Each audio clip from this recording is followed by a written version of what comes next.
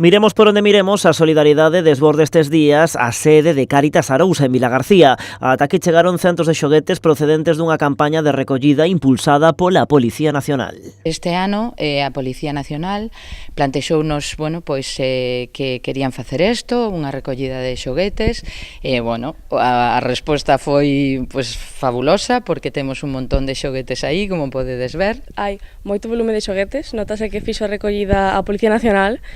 O máis complicado, además do volume que hai, é que hai moitos xoguetes que están incompletos ou que en vez de tiralos á basura, donaos a Cáritas, entón temos que tiralos nós.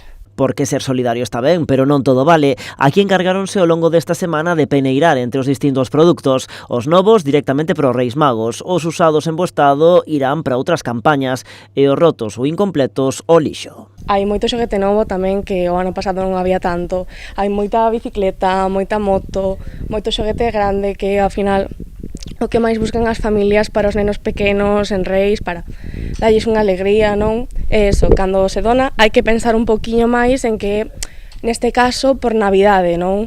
Ningún neno quere abrir un xoguete usado. Paula é unha das voluntarias que estivo estes días a organizar a Marea de Solidaridade que chegou a Cáritas. A pesar de ser moi nova, ela xa está concienciada da importancia de facerse voluntario xa dende mozos. Creo que non hai moita da nosa idade, pero máis que nada por descoñecemento, que non se meten a buscar, porque hai moita xente que a nosa idade, temos estudos e tal, pero temos máis tempo tamén para axudar. So que moitos non se dan conta de como é, de que podes vir cando ti queiras, que é unha cousa completamente voluntaria, e como que non o saben tanto. Eu intento cas miñas amigas e tal, darlles a conocer o que facemos e decirlles que poden vir a axudar cando queiran e sen ningún tipo de compromiso. Unha vez os voluntarios remataron a clasificación dos xoguetes, Cáritas estáse a encargar de repartilos entre as familias. Todas as familias que atendemos que teñen nenos, habrán escrito a súa carta aos Reis Magos e supoño que os paxes pasarán por aquí e levarán os xoguetes. Desta campaña veránse beneficiadas unhas 30 familias repartindo xoguetes entre medio cento de nenos e nenas.